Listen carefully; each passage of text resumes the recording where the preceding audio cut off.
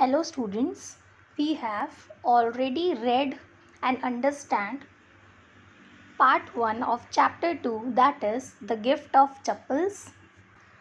Let's revise it once. In the first part, we have learned that a girl named Ridu who went with her aunt Rukumani's home with her grandmother Tapi to visit her relatives Pati, her grandmother, and Lali, Ravi and Meena. As Rukumani opened the door, Ravi and Meena rushed out to bring Mridu and Tapi inside. Mridu took off her chappals and placed them neatly beside a black pair of slippers which was grey with dust and had scrawny footprints on it.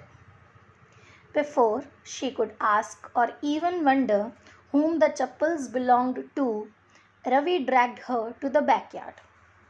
There, Ravi showed her a kitten which was saved by him and Meena. They brought the kitten inside and decided to give it a glass of milk. Then they explained how difficult it was to bring milk to the cat without letting Pati know about it. Pati didn't like keeping animals at her home and described the ones which the children bring as dirty little creatures. Ravi narrates how he was almost caught by Patti. Then he explained the importance of this cat and how great the cat's ancestors were. Suddenly, they were interrupted by a strange noise. Both the kitten, Mahendran, and Ridu were alarmed by this strange screeching noise. Ravi informed Mridu that this screeching noise was actually being made by Lali, who was trying to play the violin.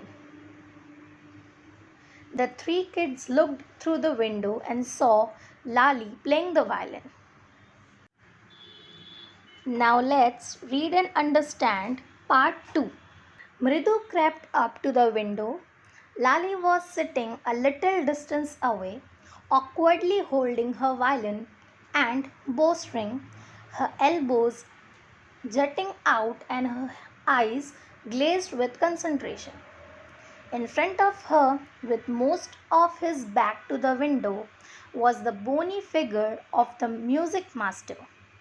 He had a mostly bald head with a fringe of oiled black hair falling around his ears and an old-fashioned tuft. A gold chain gleamed around his leathery neck and a diamond ring glittered on his finger as it glided up and down the stem of the violin.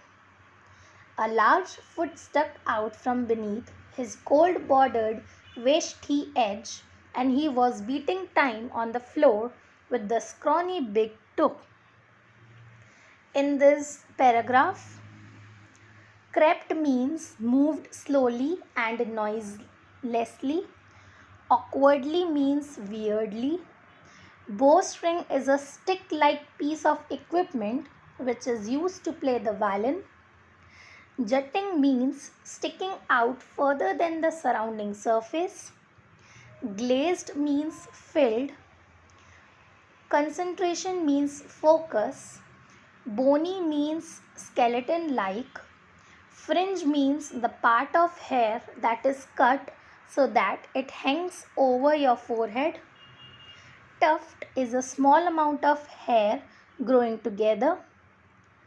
Gleamed means shone or sparkled. Leathery means tough or flexible. Glittered means sparkled. Glided means moved along smoothly. And Veshti means dhoti in Tamil. So Mridu noiselessly and slowly up to the window. She saw Lali sitting a little distance away, holding a violin and bowstring in a weird position. Her elbows were jutting and her eyes were filled with concentration. In front of her, with most of his back to the window, was the music master who looked like a skeleton. He was almost bald with a fringe of oily black hair around his ears and a traditional type of tuft.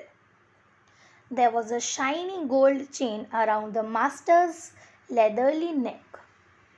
There was a diamond ring on his hand which gleamed as it glided up and down the stem of the violin. A large foot was sticking out from his gold bordered dhoti, and his large scrawny big toe was moving according to the rhythm of the violin. This paragraph is a character sketch of music master. Next paragraph. He played a few notes.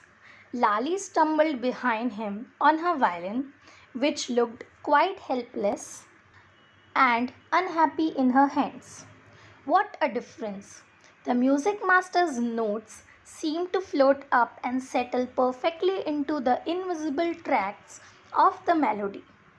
It was like the wheels of a train fitting smoothly into the rails and whizzing along, as Ravi said. Mridu stared at that huge, bee-ringed hand moving effortlessly up the violin's stem, making lovely music. In this paragraph, stumbled means followed haltingly. Helpless means something which cannot be helped. Float means go up slowly in the air. Settle means to fit or to go into place. Invisible means something which is not visible. Bee-ringed means the music master is wearing a ring. Effortlessly means without any effort. So, the music master played a few notes. Lali tried to follow him on her violin, but the violin looked helpless and unhappy in her hands, as though it wasn't being used properly. There was a lot of difference between Lali and the music master's melody. The notes, which the master looked as though they were floating up and fitting perfectly into the tracks of the melody, which were not visible. It was exactly what Ravi said. Mridu couldn't take her eyes off the hand which was effortlessly up and down the stem, making melodious music. This was the same hand which had the ring on it. Next two paragraphs. Squawk! There was Lali derailing again. Amma! Come a wail from a gate. Amma! Oh! So here squawk means screech or high-pitched noise and wail means cry. So Lali made the same screeching noise, which meant she had started derailing again. Then suddenly there came a wail from the gate. Someone was calling Rukku Mani. Next paragraph. Ravi, send that beggar away, cried his mother from the back veranda where she was chatting with Tapi. He has been coming here every day for the past week and it's time he found another house to beg from. Pati explained Tapi. So here veranda means porch and chatting means talking or gossiping. So after hearing the wail, Ravi's mother cried from the back veranda asking him to send the beggar away. At that back veranda, she, Tapi and Pati were talking with each other. Pati then explained to Tapi that the beggar had been coming to their house every day for the past week and now it was time for him to find another house to beg from. Next paragraph. Mridu and Meena followed Ravi out. The beggar was already in the garden, making himself quite at home. He had spread his upper cloth under the neem tree and was leaning against its trunk, apparently prepared to take a little snooze while he waited for the arms to appear. Go away, said Ravi sternly. My party says it's time you found another house to beg from. So here apparently means obviously, snooze means short sleep, alms means money, clothes or food given to poor people, and sternly means strict or sharply. So Ravi went towards the beggar and Mridu and Meena followed him.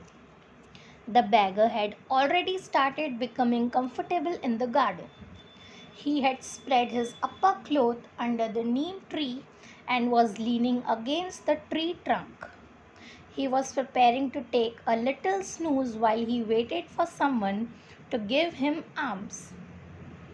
Ravi went to beggar and told him to go away. He also said that his grandmother said that it was time for the beggar to find another house to beg from. Next paragraph. The beggar opened his eyes very wide and gazed at each of the children one by one.